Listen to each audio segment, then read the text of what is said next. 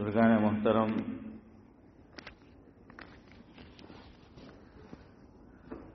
عقیدے کے تعلق سے کچھ باتیں گزشتہ ہفتے بھی ہم نے ڈسکس کی تھی۔ آج کی مجلس میں بھی کچھ باتیں عقیدے کے تعلق سے آپ کے گوش گزار کرنی ہے۔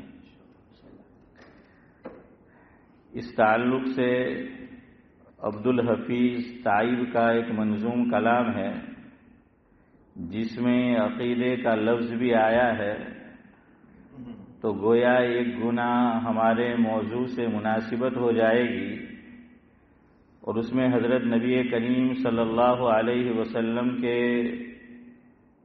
اوصاف جمیلہ کو بیان کیا گیا ہے، لہذا اول اس کا کچھ حصہ آپ کی خدمت میں پیش کرتا ہوں۔ وہ لکھتے ہیں،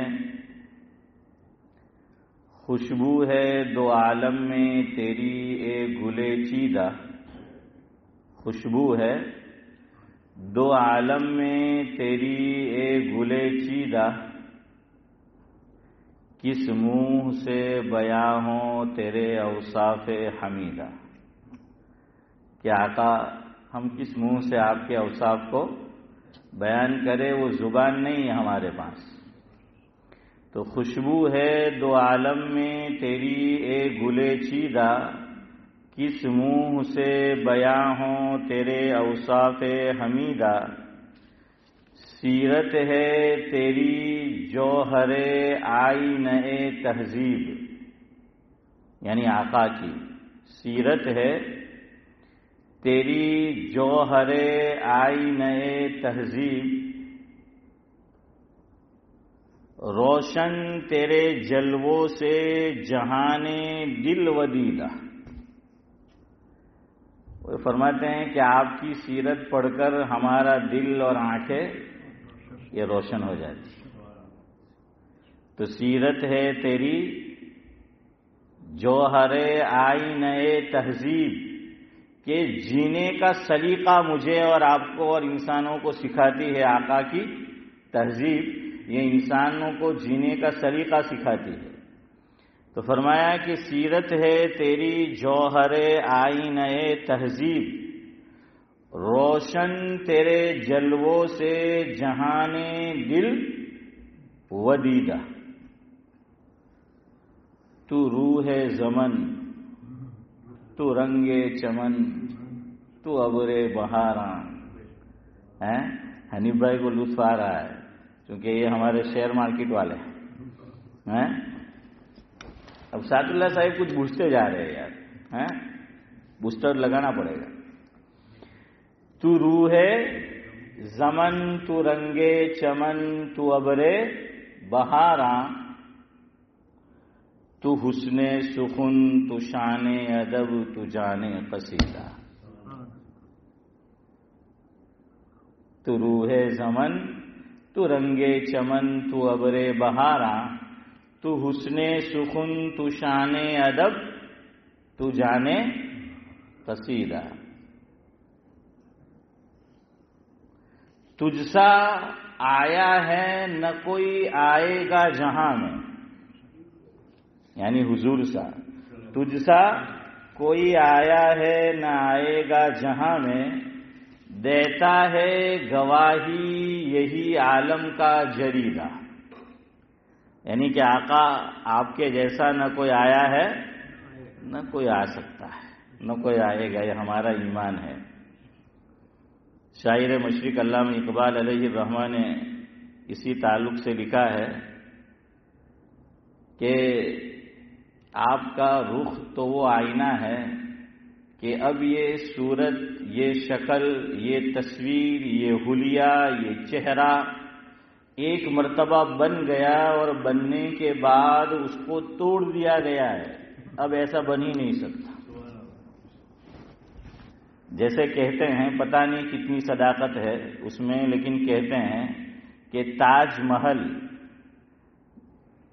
جن لوگوں نے بنایا تو اتنا خوبصورت اس کو بنایا گیا، تو تو جس بادشاہ نے بنوایا اس سے آپ بھی واقف ہے، تو اس نے جزا کیا بلکہ سزا کہہ لے ہیں، اس نے جزا کیا دی بلکہ سزا یہ دی کہ ان کے ہاتھوں کو کیا کر دیا، کاٹ دیا، کہ اب ایسا تاج محل نہ بن سکے۔ اور واقعتاً دنیا کے عجائب میں اس کا شمار ہے۔ اور یہ بھی حنیف بھائی عجوبہ ہے کہ جس ملک میں ہے ان کو قدر نہیں ہے، اور وہ بھی عجوبہ ہے کہ وہاں پتہ نہیں کیا ڈھونڈ رہے ہیں، میں نہیں بولوں گا، مقدس مقام میں پتہ ہے نا۔ کسی نے بہت اچھی بات کہی کہ اب ان کے سارے مسجد کے نیچے آ گئے، اب مسلمان ہو جاؤ سب۔ اس وقت کوئی سمجھے؟ اب کہاں سے مل رہے ہیں؟ مسجد کے نیچے سے مل رہے ہیں، تو کیا ہو جاؤ کہ بھائی مسلمان ہو جاؤ، اب یہی اشارے جو ہیں وہ مل رہے ہیں۔ اب کتنی انکم ہے آپ دیکھیے اس کی، بڑے سے بڑا آدمی دنیا کا آتا ہے تو اس کو دیکھنے جاتا ہے، اور درمیان میں وہ سوچ رہے تھے کہ اس کو کیا کر دے، ملیا میٹ کر دے۔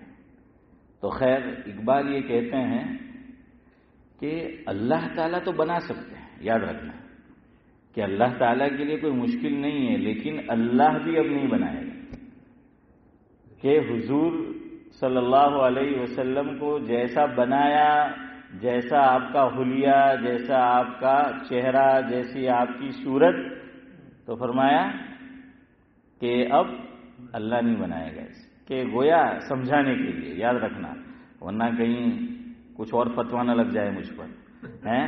تو وہ کہا ہے کہ اللہ تو جو چاہے کر سکتا ہے، آنن فانن میں کر سکتا ہے، لیکن کرے گا نہیں۔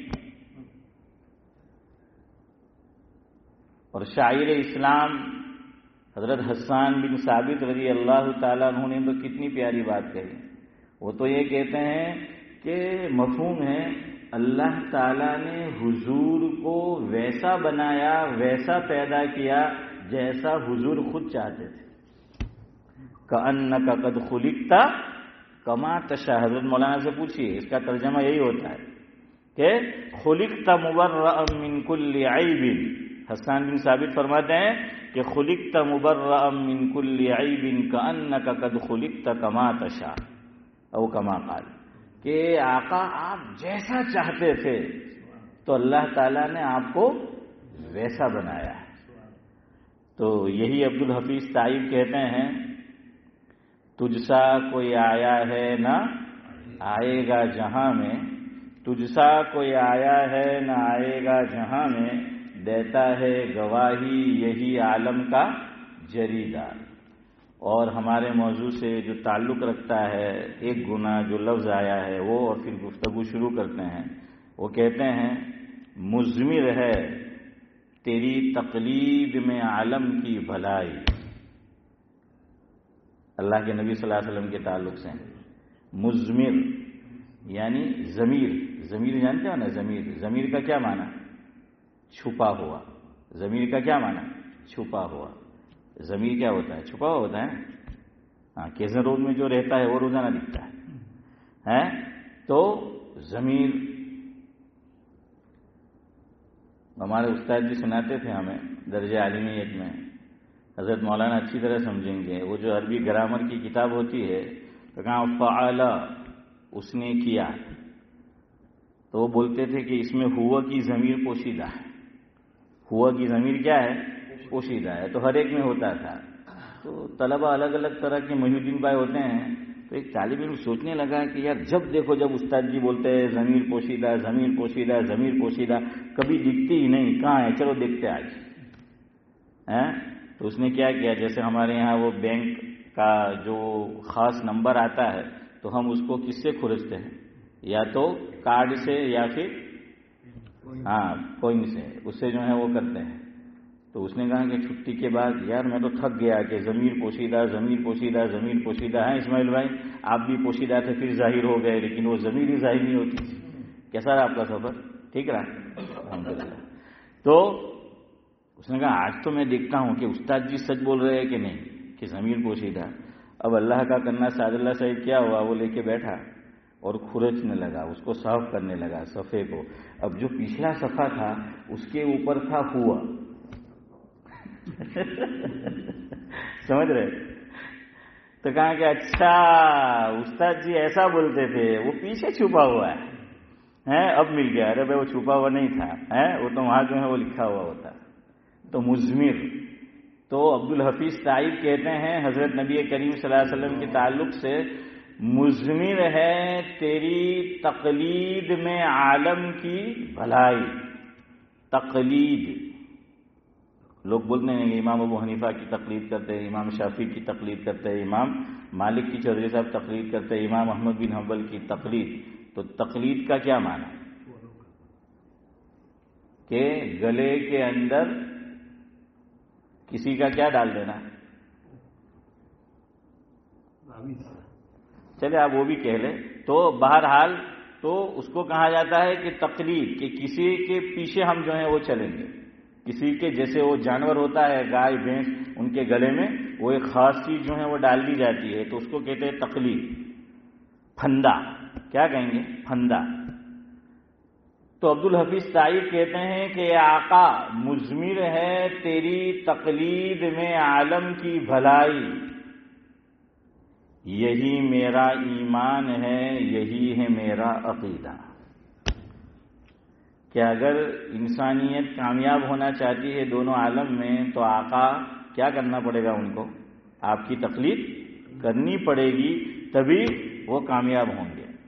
اور کوئی مانے یا نہ مانے، اللہ نے تو بتلا دیا ہے کہ اگر کامیاب ہونا ہے تو کیا کرنا پڑے گا. اللہ تعالیٰ جو ہے وہ فرماتے ہیں غالباً 18واں پارہ کہ اللہ رب العزت فرما رہے ہیں کہ وَمَن يُطِعِ اللَّهَ وَرَسُولَهُ فَقَدْ فَازَ فَوْزًا عَظِيمًا. کہ جس نے اللہ اور رسول کی اطاعت کی، اللہ اور اللہ کے رسول صلی اللہ علیہ وسلم کی، تو وہ کیا ہو گیا؟ وہ کامیاب ہو گیا. بہرحال عقیدہ، اس پر اب ہم آتے ہیں. ہمیں کوئی جلدی نہیں ہے اس موضوع اور اس ٹاپک کو پورا کرنے کی. انشاءاللہ ہم آرام سے چلیں گے، آہستہ آہستہ چلیں گے. جب تک چلتا ہے تو عقیدے پر عام طور سے گفتگو نہیں ہوتی، اس لیے میں نے یہ موضوع اس کا انتخاب کیا ہے. اتنا سمجھ لے پہلے موٹے طور پر، بڑے عقیدے وہ کتنے ہیں؟ اگر کسی کو یاد ہو تو بولو. بڑے عقیدے کتنے ہیں؟ چلو یہ بتا دو. ہفتے میں دن کتنے ہیں؟ 7. بس تو یہ یاد رکھنے کا. عقیدے کتنے ہیں؟ بڑے عقیدے یہ 7 ہیں. اور یہ ہم سب نے بچپن سے یاد کر رکھے، لیکن ہمیں صرف رٹایا گیا، رٹا مروایا گیا. اور ہم نے کیا اقبال بھائی رٹا مارا، نہ ہمیں ترجمہ معلوم اور نہ ہمیں یہ بتایا کہ اس میں عقیدے کا بیان ہے، اس میں عقیدے ہیں. بس ویسے ہی خالی پڑھا دیا. باقی یہ بچپن سے میری اور آپ کی نورانی بھائی کیا ہے، گٹی میں ڈال دیا گیا کہ ہمیں پتہ چلے کہ بھائی عقیدہ کیا ہے. یہ جو کلمے ہیں، چاہے آپ 7 کہہ لو یا 8 کہہ لو، ہم نے تو 7 پڑھے، 5 کلمے اور مجمل اور مفصل تو 7 ہو گئے. اب کوئی کہتے ہیں 8، تو بعض لوگ جھگڑا کرتے تھے کہ ابھی 9 کہاں سے لیا ہوا ہے. ارے بھائی یہ جو کلمے ہیں وہ ایک ساتھ کسی روایت میں نہیں آئے، یاد رکھنا. حضرت مولانا مفتی محمد تقی عثمانی صاحب دامت برکاتہم العالیہ، تو شبیر چچا ان کے فتاوی چھپے ہوئے ہیں. کتاب کا نام ہے فتاوی عثمانی. فتاوی عثمانی کے اندر ایک سوال ہے. سائل نے حضرت شیخ الاسلام مولانا مفتی محمد تقی عثمانی صاحب دامت برکاتہم العالیہ سے یہ سوال کیا کہ مفہوم ہے کہ حضرت یہ جو کلمے ہمیں گھر والوں نے یاد کرائے، استاد جی نے یاد کرائے، بچپن سے ہم نے یاد کیے، تو کسی کتاب میں کچھ لکھا ہے، کسی میں کچھ لکھا ہے. پہلے میں تو کوئی فرق نہیں ہوتا، دوسرے میں کبھی فرق ہو جاتا ہے، اور تیسرے میں بھی نہیں ہوتا فرق، چوتھے میں ہو جاتا ہے. وہ بعض جملے بڑھائے ہوتے ہیں. چوتھے کلمے میں بعض کتاب میں آپ یہ پڑھیں گے، یہ جملہ بڑھایا گیا ہے، لا الہ الا اللہ وحدہ لا شریک لہ لہ الملک ولہ الحمد یحیی ویمیت. اور ہم نے تو بچپن سے کیا یاد کیا؟ اب تو سمجھا جائے اس کے بعد کیا ہے بیدہ الخیر. لیکن اب آج کی جو جنریشن ہے یا آج جو مدارس میں پڑھائے جاتے ہیں کلمے سکھائے جاتے ہیں تو ان میں 3 جملے بڑھائے گئے یا 4 کہہ لیں آپ. وَهُوَ حَيٌّ لَا يَمُوتُ. کیا ملے گا آپ کو؟ وَهُوَ حَيٌّ لَا يَمُوتُ. اسماعیل چچا یہ ملے گا. تو اب لوگ کہتے ہیں کہ یار ہم نے یوں یاد کیے اور اب یہ آ گئے. اسی طرح 5ویں کلمے کا حل ہے اللہم انی اعوذ بک من ان اشرک بک شیئا وانا اعلم بہ واستغفرک لما لا اعلم بہ تبت عنہ وتبرأت من الکفر والشرک. ہاں لیکن آپ کو اب ملے گا والکذب. بعض کتاب میں کیا ملے گا؟ والکذب والمعاصی. اور بھی کچھ الفاظ جو ہیں وہ بڑھائے گئے ہیں. تو حضرت نے جواب دیا، جو جواب لکھا جو فتاوی عثمانی میں موجود ہے اس کا خلاصہ یہ ہے کہ بھئی یہ پورے کے پورے کلمے ایک ساتھ احادیث میں یا قرآن کریم میں حشیم بھائی بیان نہیں کیے گئے. یہ تو کہیں سے کچھ حصہ لے لیا، کہیں سے کچھ حصہ لے لیا اور دونوں کو کیا کر دیا گیا؟ وہ جوڑ دیا گیا تو وہ کلمے بن گئے. بعض مطلب آپ قرآن سے ہی مل گیا کہ آدھا حصہ یہاں سے آدھا یہاں سے، دونوں قرآن میں کلمہ بن گیا. اور بعض میں کچھ حصہ قرآن میں ہے کچھ حدیث میں ہے تو ان کو آپس میں جو ہے وہ ملا دیا گیا. اور اصل میں یہ کلمے میننگ کے ساتھ یاد کرو. اگر ہم نے آج تک یاد نہیں کیے میں نے اور آپ نے تو کوشش کرو کہ ہمیں زبانی یاد ہو جائے کہ یہ کلمات جو ہمیں سکھائے گئے اس کا معنی کیا ہے، اس کا مفہوم کیا ہے، اس کا میننگ کیا ہے، اس کا ترجمہ کیا ہے، اس میں کہنا کیا چاہتے ہیں. تو اس میں بڑی خوبصورتی کے ساتھ جو اہم چیزیں ہیں ایمانیات کے تعلق سے، اسلامیات کے تعلق سے، تو اس کو سمو دیا گیا ہے. اگر زبانی یاد نہیں کر سکتے تو کم از کم میننگ کے ساتھ پڑھو. چند مرتبہ پڑھیں گے تو مفہوم ذہن میں کیا ہو جائے گا؟ ابراہیم بھائی محفوظ ہو جائے گا ذہن کے اندر. تو اس لیے اس کو پڑھو اور بچوں کو اسی طرح سکھاؤ. حضرت مولانا مفتی محمد تقی عثمانی صاحب دامت برکاتہم العالیہ کا برطانیہ کا دورہ ہوتا رہتا ہے. حضرت اسکاٹ لینڈ تشریف لے گئے تھے. وہاں کی ایک مسجد میں مکتب کا جلسہ تھا، جو مدرسہ چلتا ہے مسجد کے ساتھ. تو بچوں نے جو پروگرام ہوتا ہے وہ پیش کیا. تو بھائی اکرم کیا ہوا کہ پروگرام کے اندر بچوں نے کلمہ اور دعائیں یہ میننگ کے ساتھ پیش کی کہ بھائی کلمے کا الیاس بھائی یہ معنی ہے، دعا جو سکھائی گئی یہ معنی ہے. تو حضرت بہت خوش ہوئے اور فرمایا مفہوم یہ ہے کہ ہمارے ملکوں میں بھی اس طرح سے تو سب جگہ نہیں پڑھایا جاتا. یہ بہت اچھی چیز ہے، بہت اچھی بات ہے کہ ایسی چیزوں کو جو روز مرہ کی ہے میننگ کے ساتھ ترجمے کے ساتھ کیا ہے وہ یاد کرائی جائے. دیکھیں آدمی ترجمہ جانتا ہوگا نا تو اس کو پڑھنے کا شوق اور ذوق زیادہ ہوگا. اس کو پتہ ہے کہ بھائی اس کا معنی جو ہے وہ کیا ہے، تو اس وجہ سے پھر وہ پڑھے گا. تو حضرت نے تعریف فرمائی کہ بھائی یہ بہت اچھا سسٹم ہے کہ میننگ کے ساتھ. خیر تو میں یہ کہہ رہا تھا ایک مثال دے دوں خالی. لا الہ الا اللہ محمد الرسول اللہ کہیں پہ ایک ساتھ نہیں آیا، ایک ساتھ نہیں آیا یہ کلمہ، اس کو ملایا گیا.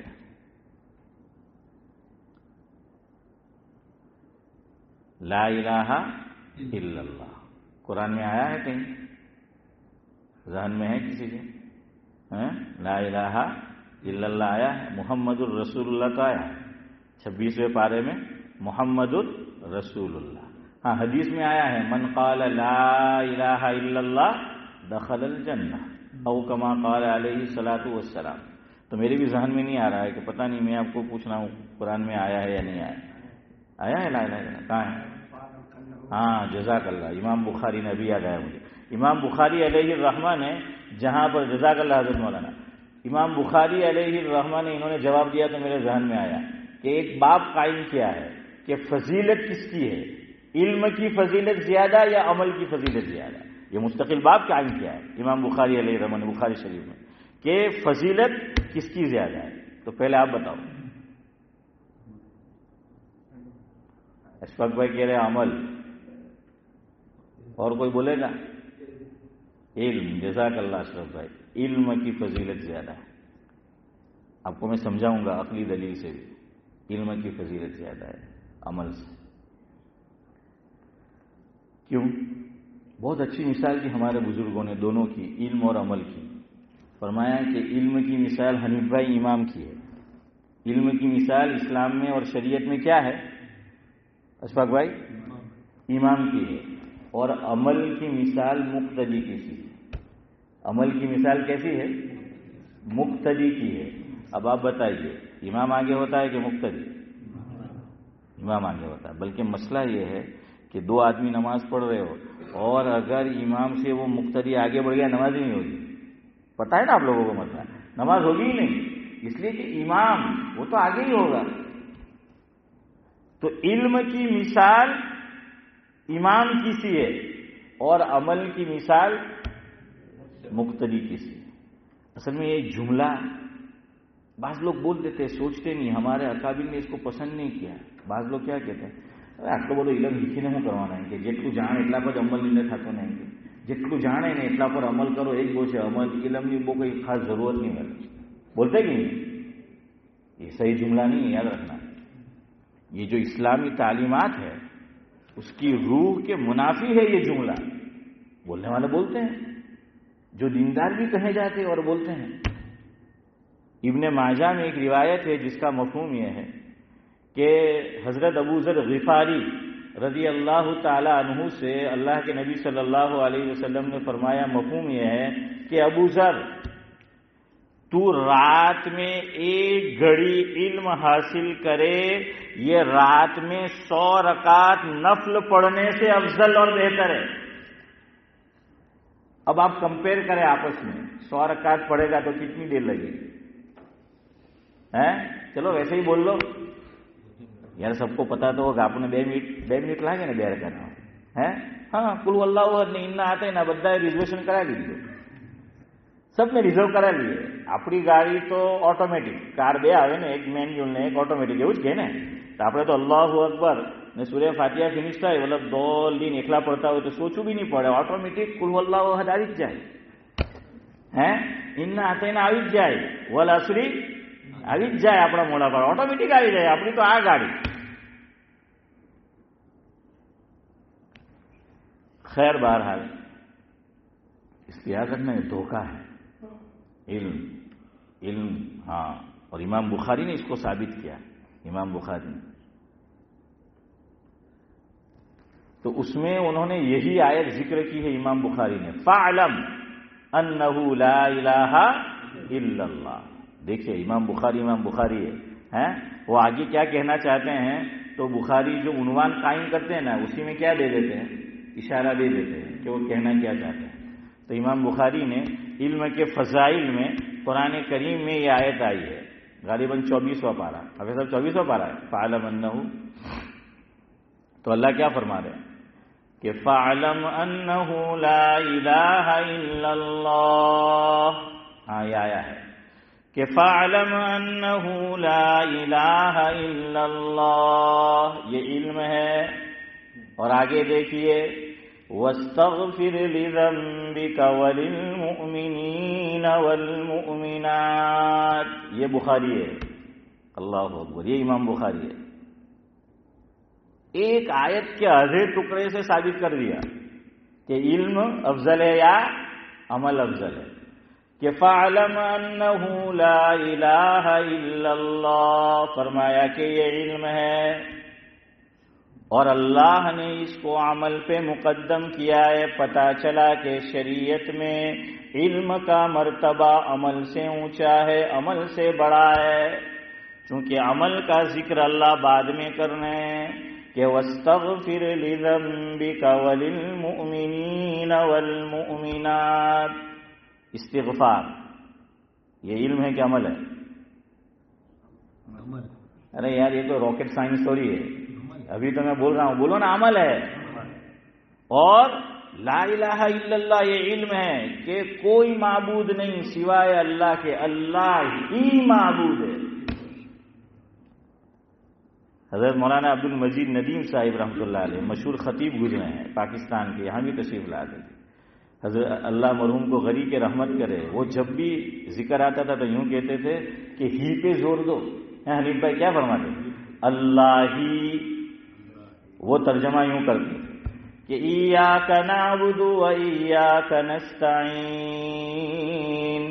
عام طور پہ کتابوں میں بھی ترجمہ جو وہ کرتے تھے وہ نہیں لکھا ہے، اور علماء بھی عام طور پہ وہ ترجمہ نہیں کرتے، لیکن حضرت مولانا جو کرتے تھے بہت اچھا ترجمہ کہ ایاک نعبد و ایاک نستعین۔ کیا ترجمہ کرتے کہ ہم آپ کی عبادت کرتے ہیں اور آپ سے مدد چاہتے ہیں اللہ۔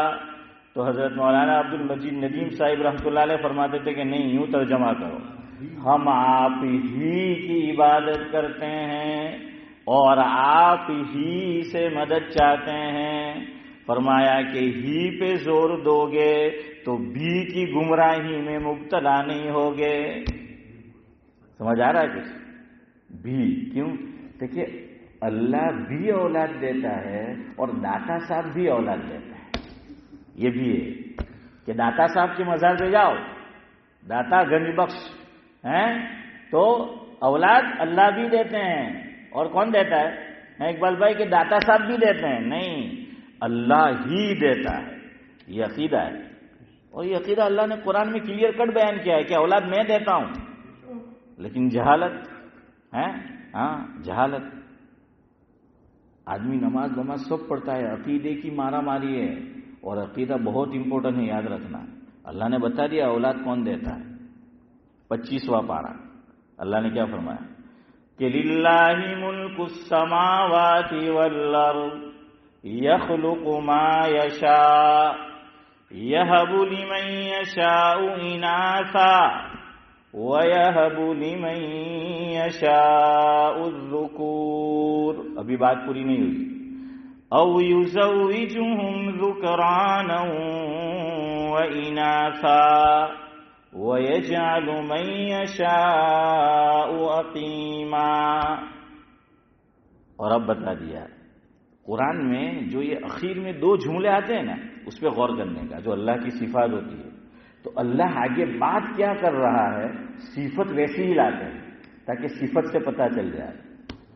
اب اللہ نے اس میں ساری صورتیں بیان کر دی کہ زمین آسمان میں حکومت اللہ کی ہے، پیدا بھی اللہ ہی کرتا ہے، اور فرمایا اللہ نے کہ ہم چاہتے ہیں جس کو صرف بیٹیاں ہی بیٹیاں دیتے ہیں، ہم جس کو چاہتے ہیں صرف بیٹے ہی بیٹے دیتے ہیں، ہم جس کے لیے چاہتے ہیں اسے بیٹے بھی دیتے ہیں اور بیٹیاں بھی دیتے ہیں، اور جسے ہم چاہتے ہیں اسے کچھ نہیں دیتے، عقیمہ، اسے ہم بانجھ رکھتے ہیں۔ اور یاد رکھنا اللہ تعالیٰ نے یہ مثال پیغمبروں میں بھی ظاہر کی ہے، بعض پیغمبر کوئی اولاد نہیں ہوئی،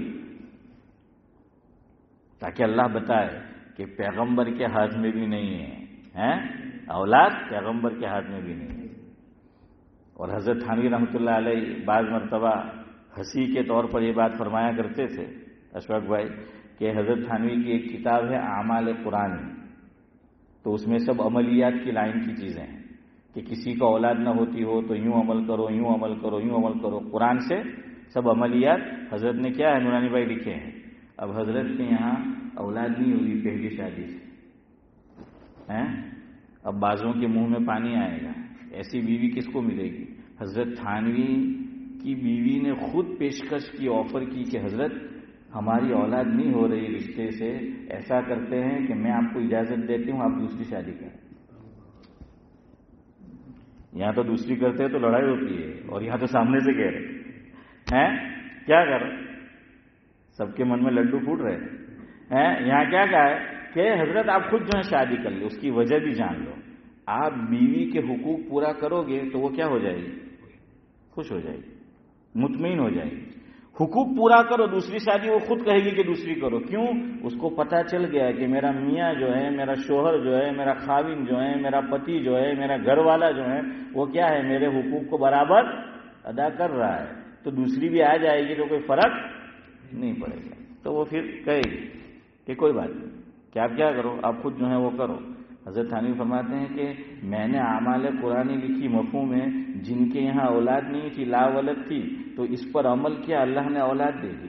لکھنے والا میں، ایک نہیں، میں نے 2 شادیاں کی اور میں نے یہ عملیات لکھے، فرمایا میرے یہاں اولاد نہیں تھی۔ اور حضرت فرماتے تھے آگے سنو کہ اگر اولاد عملیات سے ہوتی تو میرے یہاں ایک،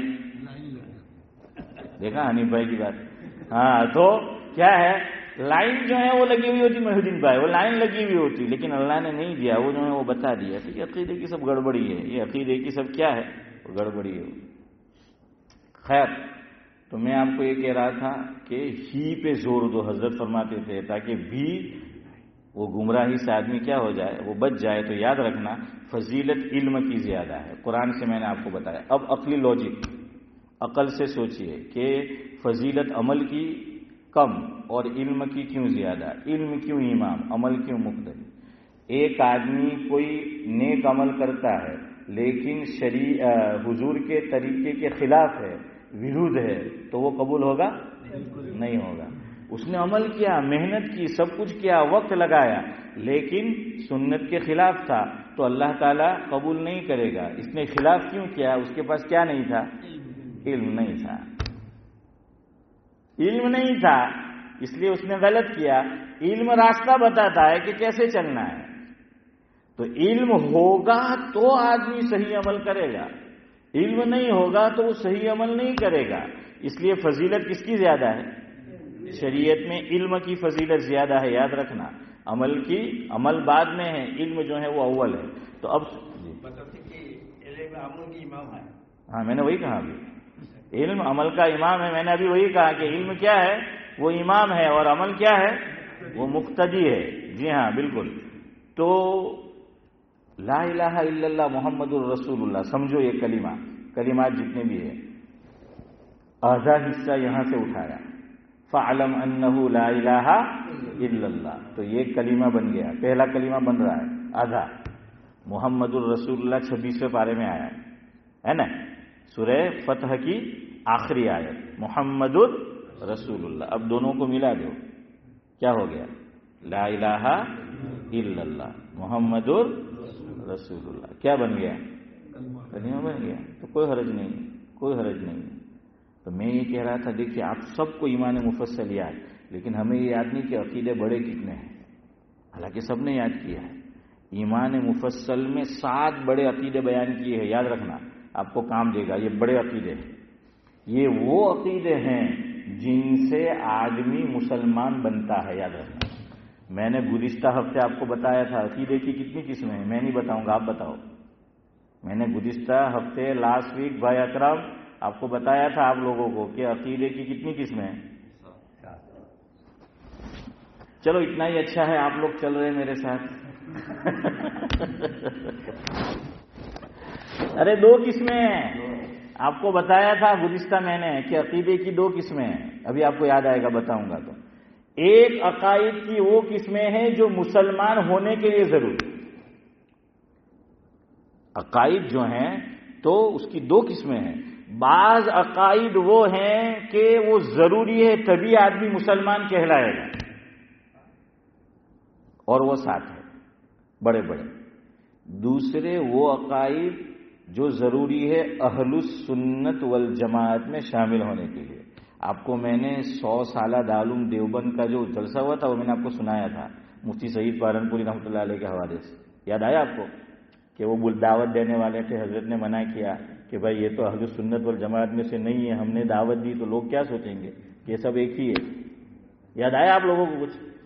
تو ایک عقیدے کی وہ قسم ہے کہ جو اہل السنت والجماعت میں جوائنٹ ہونے کے لیے، شامل ہونے کے لیے ضروری ہے۔ آئے گی انشاءاللہ وہ باتیں بھی آپ کو بتائیں گے۔ دیکھیے ہم بعض فرقوں کو غیر مسلم نہیں کہتے، گمراہ کہتے ہیں، ابھی آپ کو سمجھ آئے گی۔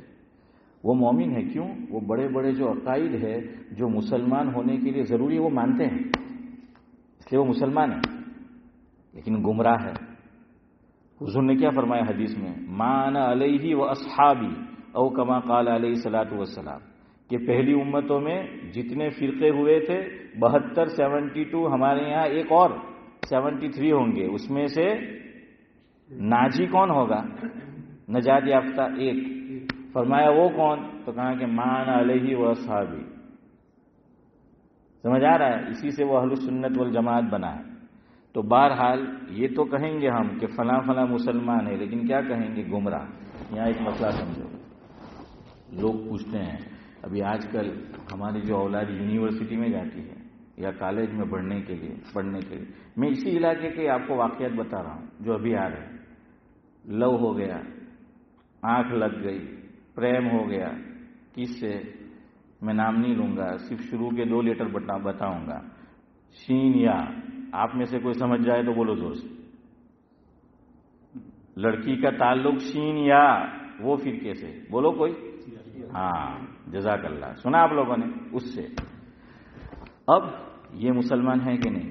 یہاں سنو وہ کہ ایک عقائد وہ جو مسلمان ہونے کے لیے ضروری، دوسرے عقائد وہ جو اہل السنت والجماعت میں شامل ہونے کے لیے ضروری. یہ شین اور یا آگے بھی ہے اشفاق بھائی نے جو بولا، تو یہ اہل السنت والجماعت میں سے نہیں ہے. یہ اہل السنت والجماعت میں سے نہیں. کیوں؟ ان کے وہ عقائد نہیں ہیں جو اہل السنت والجماعت کے عقائد ہیں. نمبر 1. نمبر 2، اب یہ مسئلہ ہے نکاح کا بھی کہ نکاح کرے کہ نہ کرے. یاد رکھو آج کی ہماری اولاد تو کچھ سن ہی نہیں رہے ہماری، جو من میں آتی ہے وہ کرتی ہے. اب تو ہم ماں باپ سے یہ کہتے ہیں کہ اگر وہ ان الذین آمنوا کو کے ساتھ کر رہی ہے یا کر رہا ہے تو کر دو، ورنہ تو بہت سے لڑکے لڑکیاں ہمارے اب وہ بھی نہیں دیکھ رہے کہ وہ ان الذین آمنوا میں سے ہے بھی یا نہیں. اللہ سب کی اولاد کی حفاظت فرمائے.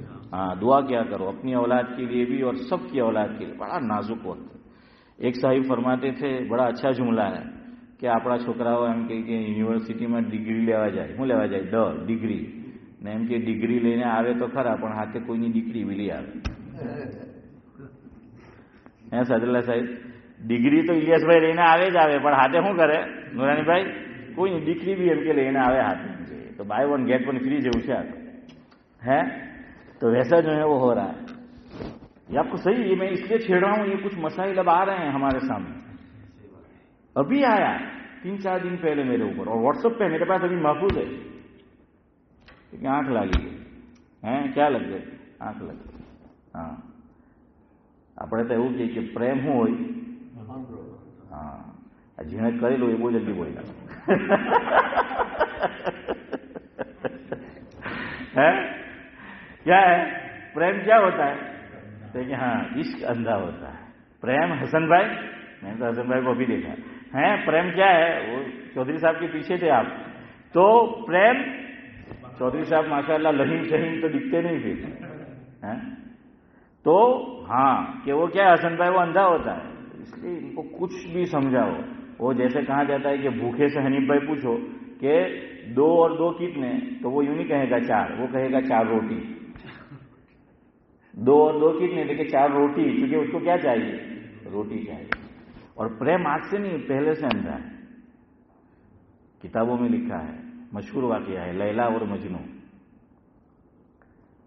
मजनू जो था उसके माँ बाप नहीं चाहते थे कि लैला से उसकी शादी हो, उसका निकाह हो.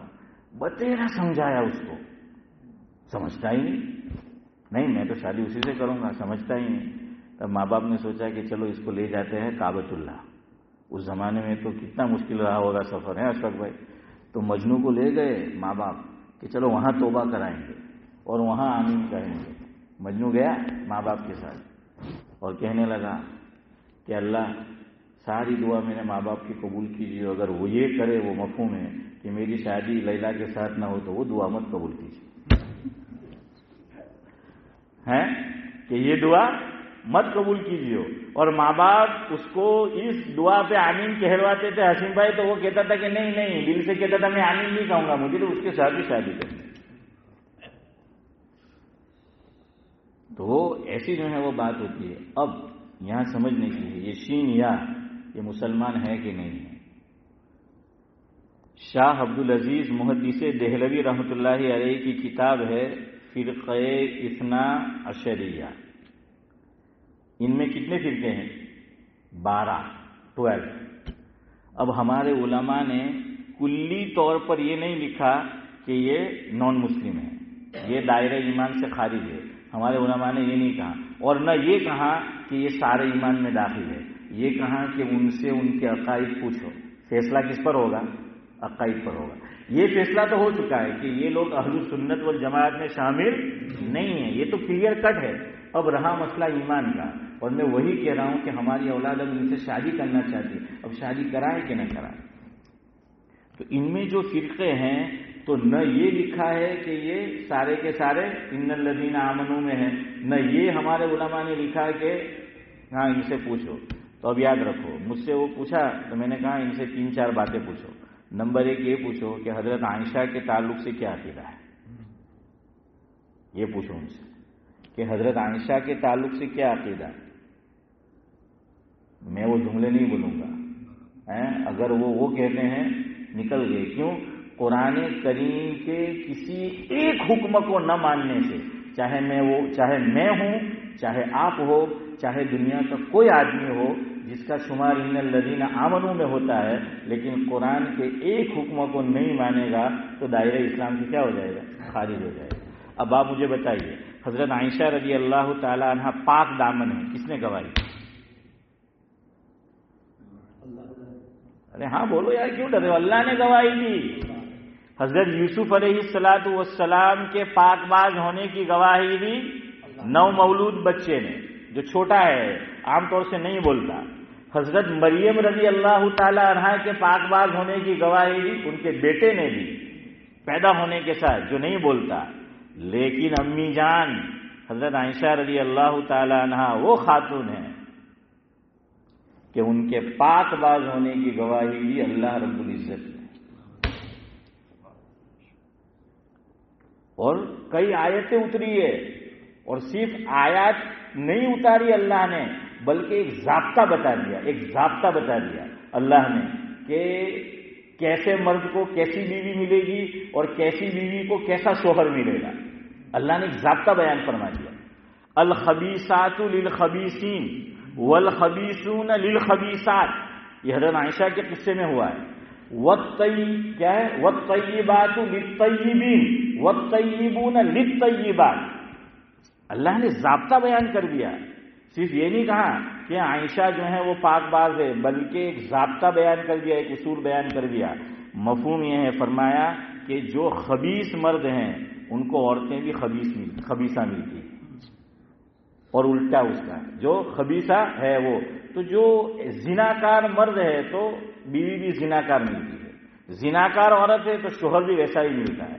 فرمایا کہ جو پاک باز ہے، جو نیک باز ہے، جو مرد، تو بیوی بھی نیک باز ملتی ہے، یہ قرآن کہہ رہا ہے۔ اور جو نیک ہے عورت تو شوہر بھی کیسا ملتا ہے؟ ایسا وہ نیک جو ہے وہ ملتا ہے۔ تو یہ تو قرآن کے حکم کو نہ ماننا ہے، اور قرآن کے حکم کو نہ ماننے والا میں نے ابھی بتایا، چاہے وہ میں ہوں، اللہ نہ کرے ہم میں سے کوئی اور ہو، کوئی ہو، تو وہ کیا ہو جائے گا؟ دائرہ ایمان سے وہ خارج ہو جائے گا۔ ان کو یہ پوچھو۔ دوسرا ان سے پوچھو، جبریل امین سے غلطی ہوئی تھی کہ نہیں ہوئی تھی؟ یہ پوچھو۔ حنیف بھائی وہ کیا کہتے ہیں؟ وہ یہ کہتے ہیں ہاں کہ جبریل امین سے غلطی ہو گئی، اللہ تعالیٰ نے کہا تھا کہ وہی لے کے علی کے پاس جانا ہے، وہ محمد کے پاس پہنچ گئے۔ تو ہم کہتے ہیں کہ پھر وہ جبریل امین ہی کیا ہوئے؟ اس سے اچھا تو یہ موبائل ہے کہ رائٹ نمبر ہو، میں اشفاق بھائی کا نمبر رائٹ ہے اور میں ان کو میسج کروں تو نورانی کے پاس نہیں جاتا، محی الدین بھائی جاتا ہے؟ نہیں جاتا۔ تو اس سے اچھا تو یہ موبائل اور یہ مشین اچھا ہے اس لیے